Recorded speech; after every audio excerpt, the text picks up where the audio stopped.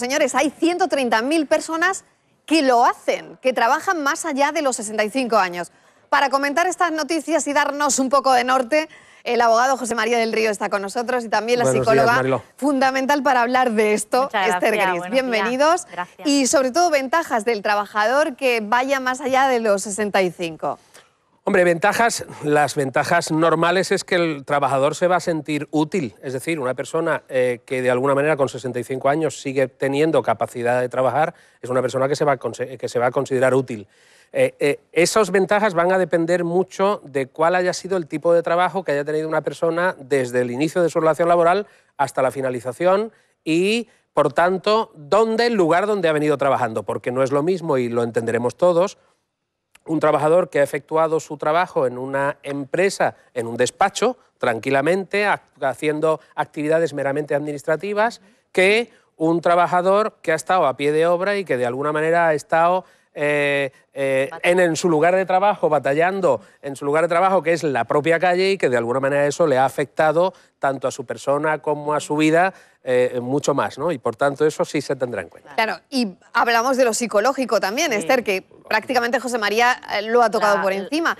¿Estamos preparados para trabajar psicológicamente, digo, después de los 65 años, ¿no? Aunque queramos verdaderamente, pero ¿estamos preparados? Pues mira, Mariló, el tema de la jubilación es un tema muy peculiar, es decir, es que hay que tener en cuenta las pinceladas que, como bien has dicho, ha comentado José María. Hay que tener en cuenta que hay un deterioro cognitivo, es decir, un deterioro de nuestra física, de nuestra mente, de nuestra capacidad de aprendizaje, conforme vamos evolucionando en la vida, ¿no? Y eso nos pasa factura a todos, pero sí es verdad que no es lo mismo una persona que, como bien ha comentado y ha ilustrado José María, esté sentada en un despacho, que tenga un cargo, que ese cargo es más fácil de dirigir y de llevar a cabo, aunque tengas tus facultades mentales un poco más disminuidas, que una persona que tenga que llevar a cabo pues unas funciones motóricas que le supongan un esfuerzo mayor, y ahí sí se ve un poquito mermadas las capacidades y la persona ahí sí se da cuenta de esa limitación que le va llegando en función del trabajo que haya estado desempeñando durante todo este tiempo.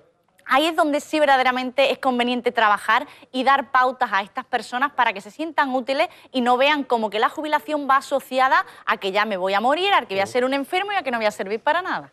Ahora, yo quiero decir una cosa, que quieras o no, a lo mejor es una mala noticia, Mariló. Estamos hablando de jubilarse a los 65 años. Todos sabemos que a lo mejor por ahí no van los tiros. Los tiros, como consecuencia de la crisis económica, va a suponer un retraso en la edad de jubilación de 65 a 67. Y, por tanto, que las personas que nos estén viendo que hayan nacido en el año 1948 sí se podrán jubilar con 65 años. A partir de esa edad y hasta los 59, creo que irremediablemente nos vamos a tener que jubilar con 67, por más que nos pese. Bueno, la edad media hasta ahora, hasta el momento, fijaos qué curioso, ha sido de 60. O sea, la gente se jubila con 63 años y 10 meses. Concretamente, bueno, parece que planeábamos por los 63, ¿no? Cuando la gente toma esas decisiones. Pero luego, con la crisis también, José María, han llegado los ERE, donde la gente se ha prejubilado. Que también tiene otro ítem psicológico, evidentemente, del que vamos a hablar, ¿no? Totalmente, pero las prejubilaciones nunca las podemos entender como jubilaciones anticipadas. Es totalmente distinta. La prejubilación, podemos hablar de dos aspectos o de dos clases de prejubilación. La que pacta empresa y empleado y de alguna manera no significa un desempleo, sino que significa un acuerdo con el trabajador en el que se establece un salario mínimo que va a percibir hasta tanto en cuanto se jubile, es decir, entre en la edad legal de jubilación y, por tanto, vaya a percibir una pensión por jubilación, y las que suponen una carga para el Estado, que son las derivadas de una cuestión de despido. Es decir, yo despido a mi trabajador, el trabajador tiene beneficios tanto de la seguridad social derivados de la situación de desempleo, y después es cuando entra en la situación de jubilación. Claro, esa situación de prejubilación de la que estábamos hablando, Esther. Claro, Mariló, se despide o se reduce la jornada laboral. En cualquier caso, hay que distinguir las personas que por voluntad propia deciden llevar a cabo ese cambio de estilo de vida y las personas que, por bien se ha comentado aquí, mediante un ERE, pues resulta que es necesario que ese empresario... Claro, y después, Esther, las personas que lo deciden y que se arrepienten. Bueno, que creo que también hay personas que engloban esta situación. Porque yo decido una prejubilación, pero después me encuentro pues con una depresión tremenda porque no sé qué hacer en mi casa, porque no lo sé. Pues sí, Mariló, porque es que realmente cuando uno no conoce algo, puedes tener dos reacciones. Una reacción de miedo por esa incertidumbre que no sabes cómo vas a reaccionar o qué es lo que va a pasar en tu vida, o por otro lado, idealizas algo que no tienes pensando que va a ser mucho mejor. Claro. En cualquier caso, yo creo que lo conveniente o lo que yo asesoro a las personas que en este caso pues se acercan a mí, yo lo que participo en decirles que se organicen en relación a los recursos que son tangibles y que son objetivos alrededor de su vida. Es decir, no puedo idealizar la vuelta al mundo en 80 días, primero porque no soy Willy Foy, segundo porque a lo mejor no tengo los recursos y no me lo puedo permitir, ¿no? Pero sí es verdad facilitarle unos recursos pues más adaptativos. Si te gusta el deporte, pues participar de un ambiente más deportivo o de un ambiente lúdico en cuanto a asociaciones o en relación a muchas peñas que hay. Es decir, pues ahí es donde hay que insistir en relación a estudiar cuáles son las circunstancias de esa persona, de ese ambiente familiar y de esa sociedad en la que está inmerso junto con sus recursos económicos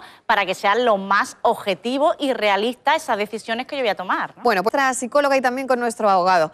Yo quería preguntarle a José María, en caso de que nosotros queramos hacer otra actividad laboral, si sería compatible con la prejubilación, por ejemplo.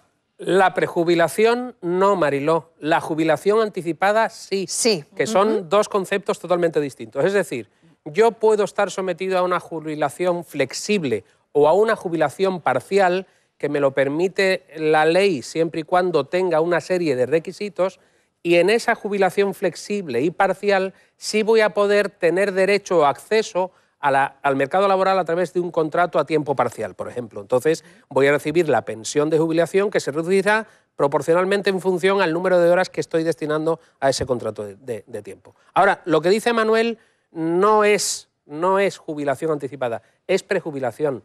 Manuel nos dice que de alguna manera cuando ya se sintió con unos 50 y tantos años que ya no podía seguir trabajando, tenía que ocuparse de su madre también. Justamente, aceptó el paro y por tanto está diciendo que esa es la prejubilación que se pacta con la empresa a cargo del Estado. Es decir, lo despido, cobra la prestación, las ayudas, la prestación correspondiente al desempleo, la ayuda por ayuda a la familia que pueda percibir de la Seguridad Social, cobra una indemnización de la empresa cuando el despido es declarado improcedente y posteriormente ya entra a formar parte de lo que es la Seguridad Social y por tanto la cotización de la jubilación.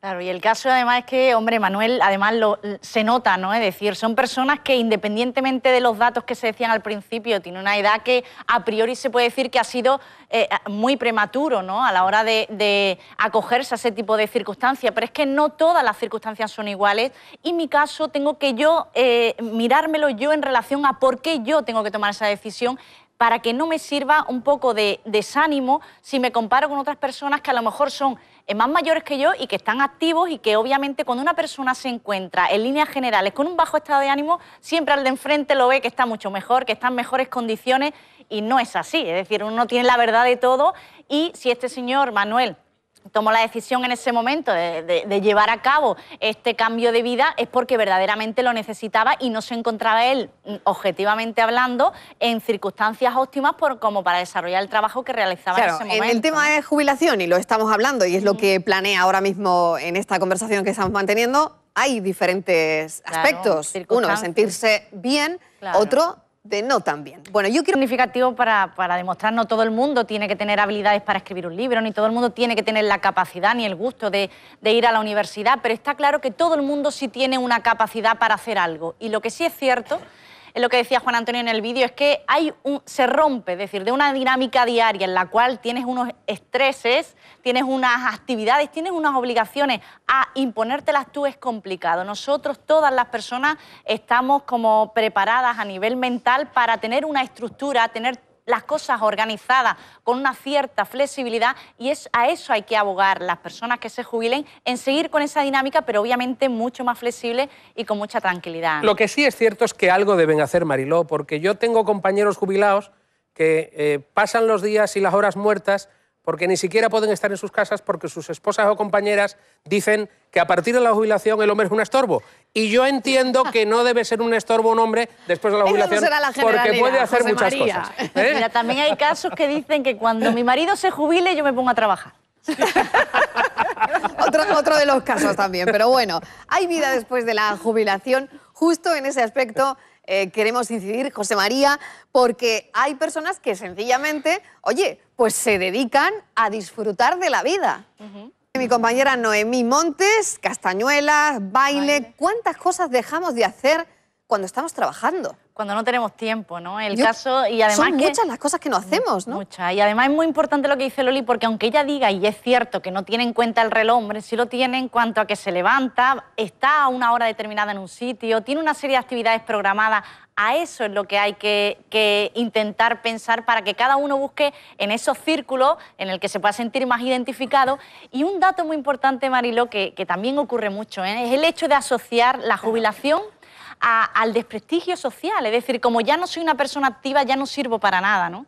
Yo creo que es un error, que hay muchas personas que todos vamos a desembocar en lo mismo y que hay que empezar a entender que la vida tiene una serie de fases. Pero eso muchas veces ocurre porque la gente que tienes alrededor te hace sentir así. Sí. O al menos es lo que hablas con personas jubiladas. A veces hablas con una persona que ya no está en su trabajo, que ya no hace lo que hacía, y parece que es la gente que... Sí, la gente influye. También la gente influye, pero también influye un poco te dejan de llamar, la persona. O por lo menos el comentario es común. Ya no me llaman porque no soy necesario. Claro. Ya no me preguntan porque no interesa mi opinión. Bien, pero sí, pero en esas condiciones, en esas circunstancias, la vida hay que elegir una de las dos opciones. O ser una persona que entiendas que no sirves para nada y por tanto te quedes arrumbado como un mueble, o la persona que de alguna manera, gracias a esta oferta tanto formativa, de ocio cultural, deportiva, que verdaderamente oferta la administración pública a nuestros mayores, yo creo que con ello vamos a conseguir no el pleno empleo, pero sí la plena y feliz jubilación. Claro. Y sobre todo el que si yo hago cosas soy capaz de ofertar, es decir, al que no le interese el problema quizás lo tenga el otro, en el momento en el que yo me meta en ese camino y me incluya en un camino en el que yo veo que lo que hago es productivo para mí, con lo cual es interesante. Si a ti no te interesa, yo voy a pensar y voy a cambiar ese esquema mental y voy a pensar que quizás el que no tenga razón eres tú, ¿no? Pero para eso hay que hacer cosas. No se puede quedar uno, no es conveniente quedarse uno atrás. Pues me ha interesado muchísimo toda esta información para cuando me llegue. Para cuando nos llegue. Para cuando nos llegue, José María y Esther. Muchísimas gracias. A vosotros.